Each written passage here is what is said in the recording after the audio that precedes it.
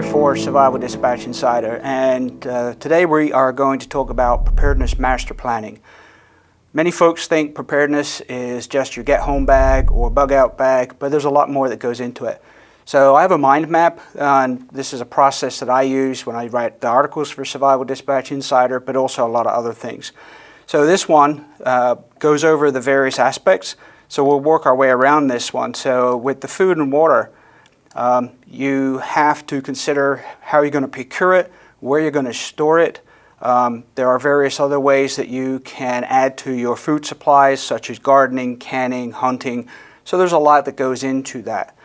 With water, you have to collect it somehow, and it's great while things are working, you can collect it out of your tap. How are you going to store it? Plus also, post-event, how are you going to filter it? Do you have filtration?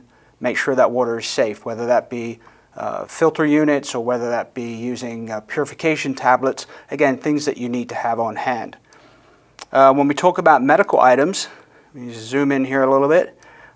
There's a lot that goes into that, and this is another one that I have a mind map on that covers the whole gamut of medical stuff. But some of the big things are, what's your immediate care or first aid kit? A lot of folks call it IFAC, individual first aid kit or immediate first aid kit. That is designed for you. What do you carry for immediate needs? Basically, it needs to address the airway, bleeding control, those kind of things. But then also long-term care. What do you have for long-term? Do you have antibiotics, homeopathic resources, and things like that? And a lot of that information requires knowledge, skills, resources, have books in paperback and various forms. And then what do you have for medical emergencies? And this could range from diabetes to people having strokes, heart attacks, things like that, that medical help isn't there for. So again, resources, information, etc., that you need to gather for that. On the financial side, what do you have stored as cash or precious metals? Cash is going to work immediately post-event because most people aren't going to realize what happens. But once they realize they can't get more money out of a cash machine or the bank's not going to work, that's just going to become a piece of paper. So what do you have stored in the way of precious metals, silver, gold, other things? Shelter is another huge issue. What do you have for that? So again, when you go into more details on that, but it could be tents, it could be improvised shelters, depending upon your environment. Power. Where are you going to get your power from for devices? And it might just be recharging your radios or lanterns or flashlights. Solar power is a resource that is going to be around, so that's a good option, but there are others as well, and again, you can further explore that. Transportation, how are you going to move stuff? If your bug-out place isn't nearby, how are you going to get there? Do you have a plan for that? What is your transportation? Is your vehicle susceptible?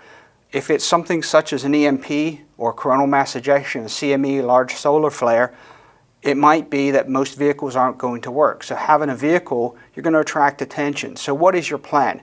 Not only for transporting stuff, do you have carts, things that you can wheel stuff in that make it a lot easier, but how are you going to get there? So that needs to be part of your planning. Fire. We've done a lot of articles on fire starting and different ways to do that. What do you have? The easiest is obviously have a lighter or matches. Not everybody is good at fire starting with a piece of wood and a bow. So having matches on hand, lighters, etc. Navigation. We've talked a lot about navigation and some of the issues. What do you have? Do you have paper maps? Don't rely on the apps on your phone because again, if it's a significant event, they may not work. So having paper maps and collecting them beforehand, before anything happens, on areas that you're likely to go is a good idea. Anytime you go around somewhere, you find a paper map, get a hold of one. GPS. There's various types of GPS devices out there. We've looked at some of them before. Having those so you're not reliant on just a compass, but also know how to use a compass. Let's see, let's go, move the wrong thing. Protection and security. So what are you going to do to protect your stuff? If you've got a place that's remote, what's your perimeter security? Do you have alarms? Do you have cameras? Cameras need power. What physical security do you have? You just can't all go to sleep at the same time. So again, you need to plan this out, think this through before stuff happens. That combines with area intelligence, and we've done some articles on that before. And so, let me move this so you can see it. Area intelligence is a huge topic. Signals intelligence, gathering information, use of a scanner, and we've talked to that before. Community security, how are you going to make that work if you've got a community and it's a fairly large area, maybe a collection of half a dozen or more houses. How are you going to provide that security? Route maps, having maps of the area and knowing different ways to get to different places and points. Open source intelligence we've talked about before. What's out there? Mainstream media isn't telling you everything else that's going on. Know your other resources that are fairly reliable for getting information. And there's a lot of those. Imagery intelligence. That can be satellite images, aerial photography, routes from dash cams. You can save all that stuff so you have it mapped out. You've got routes. Satellite images are available from a lot of different programs. Google Earth is one of them that's really good. Google Maps has that satellite image. But make sure you're looking at what the date of the image is so you know how recent it is. If you've got a drone, maybe you can use a drone to help you get some images of the area. But bear in mind, people are a little suspicious of drones flying around, so you might get it shot out of the sky by somebody. Sanitation and hygiene.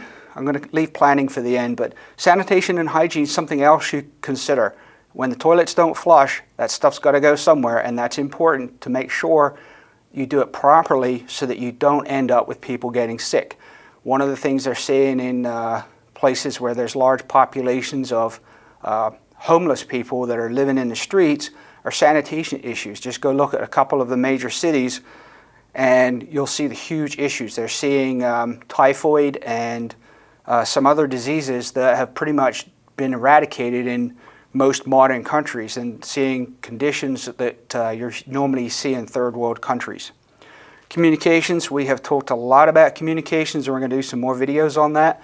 But have a communications plan, how you're going to communicate, what that's like, and how can you do that securely when it really goes wrong so that people don't know what your plan is. Planning, and we might do another separate video on this one, but having trigger points. When certain things occur, know when it's time to take action. Don't wait until 2-3 days after the event when something bad's happened, because if you live in a city, you're going to have 12, maybe 24, maybe 36 hours before everything turns to anarchy. So have a plan. Know what those trigger points are. At what point do you decide and your family that it's time to move or go somewhere? Again, route maps we've talked about. Caches, having caches somewhere where you may not have the means to get where you're going in one go by a vehicle, that you've got stuff stored that you can get to. Know your locations. We talked a little bit about that. Part of that comes to the area intelligence stuff. Part of it comes with mapping your routes, different ways to get there. You'll want to avoid cities and large congregations of people. This is especially important when you've got your teenage kids who are away at college or university. What's their plan? Do you have a plan to get them? Do they know a plan to get to you? And then long-term preparedness. We've talked about this. Most people don't have enough food supplied, maybe to last them 72 hours. Beyond that, most people don't. You've got to plan out for 12 to 18 months of not being able to grow your own crops or things going really bad. And it will take 12 to 18 months for you to get organized and get crops in the ground. So part of that is also, what's your long-term plan? Do you have seeds, heirloom seeds stored? Do you know how to grow stuff? It's not something you can just pick up and do. So you'll want to practice all of these skills, whether it's with a group, individually. It's a lot to take on. So having a group and people that are more specialized in some of these areas than others is a great thing to have. So that's it for now on this big overview. And if you like this video, hit like in the box below, and come to Survival Dispatch Insider, where we've got lots more articles and videos on this and a lot more topics.